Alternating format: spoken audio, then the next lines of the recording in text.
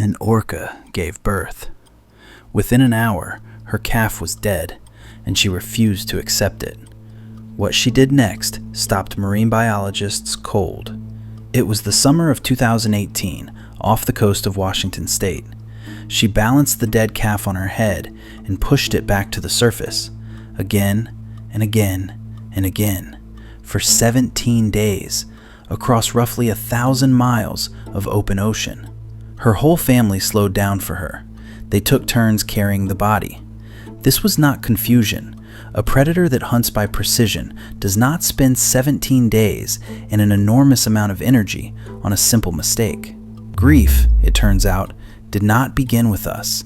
It is far older than our species, and the animals around us may understand death far better than we ever gave them credit for. So how much do animals actually know about death? It runs through a chimpanzee who died of a broken heart, crows that hold funerals, ants that bury their dead by smell alone, and a cat that seems to know you're going to die before your doctor does. Start with the simplest version of the question. Can an animal even tell that something is dead? For most of nature, death isn't a thought at all. It's a smell. When an ant dies, the others don't mourn it. They wait. After a day or so, the body starts releasing a chemical, oleic acid, and the instant the workers smell it, they pick the corpse up and haul it to the colony's graveyard. In the 1950s, biologist E.O. Wilson tried a slightly cruel experiment. He dabbed that death chemical onto a perfectly healthy, living ant. Its sisters promptly carried the kicking, protesting ant to the dead pile and dumped it. It crawled back. They carried it out again. As far as the colony was concerned, the smell was the truth. You're dead when you smell dead. Birds go further. When a crow finds a dead crow, it screams. Others come. Soon dozens are gathered around the body, calling. A behavior researchers at the University of Washington actually call a crow funeral. But the crows aren't grieving. They're studying. They memorize the place and anything near the body as a threat to remember. It isn't a goodbye, it's a briefing. Death, to a crow, is mostly a lesson in what to avoid. Then, there are animals that don't just notice death, they seem to feel it. For decades, in Kenya, researcher Cynthia Moss watched elephants do something no survival textbook can explain. When elephants come across the bones of a dead elephant, they stop. They go quiet. They reach out and gently touch the skull and the tusks, turning them over for long minutes. And they do this for elephant bones, almost never for any other animals. When a matriarch dies, her family will stand over her for days, touching her, trying to lift her back onto her feet. Some return to the exact spot for years afterward and fall silent there. But the most haunting case has a name. At Gombe in 1972, Jane Goodall watched an old chimpanzee named Flo die. Her son Flint was 8 years old, easily old enough to live on his own. He didn't. Flint stopped eating. He pulled away from the other chimps.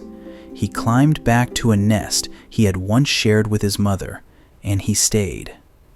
About 3.5 weeks after Flo died, Flint died too, in the same stretch of forest. The cause, as far as anyone could tell, was grief. And here is where it gets unsettling. Feeling the loss of a body is one thing. Understanding death, knowing it's permanent, knowing it's coming for you, is something else entirely. Scientists take this so seriously they gave it a name: comparative thanatology, the study of how animals understand death. Which brings us to a nursing home in Providence, Rhode Island, and a cat named Oscar. Oscar lived on the dementia ward and mostly ignored everyone. But every so often he would walk into a room, jump onto a bed, and curl up against one particular patient, and stay.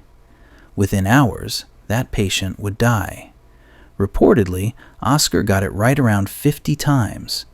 Staff learned to call the family when the cat lay down. A doctor, David Dosa, wrote it up in the New England Journal of Medicine in 2007. Oscar wasn't psychic. As a body begins to die, its chemistry changes. Cells break down and release compounds with a faint, specific scent.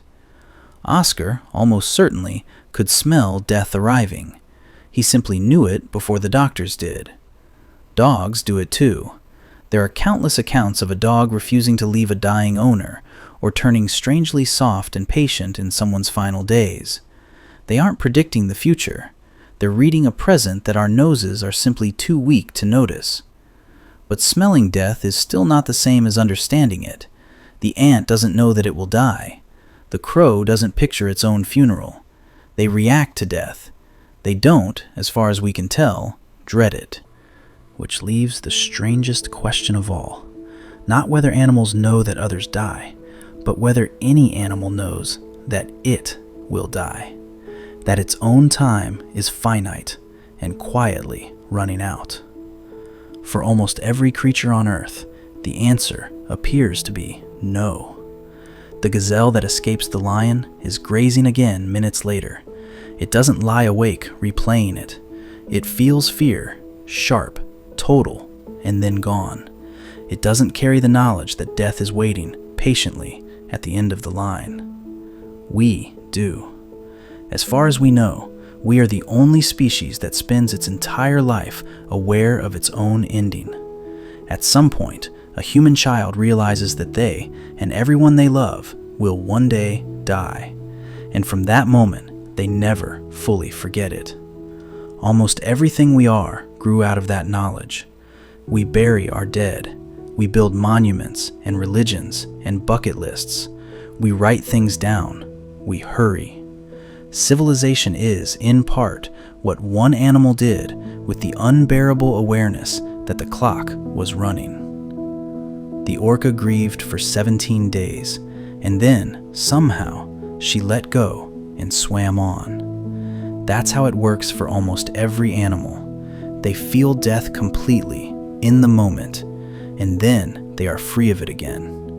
We are the ones who carry it every day of our lives. Not the loss of someone else, but the knowledge of our own. That may be the loneliest thing about being human. It may also be the reason we ever do anything at all. Every other animal meets death only when it arrives. You're the one who's known it was coming your whole life. The real question is what you do with the time you know you have. If you want more questions like this one, subscribe. There's a deep, dark ocean of them we're only beginning to answer. We'll see you in the next one.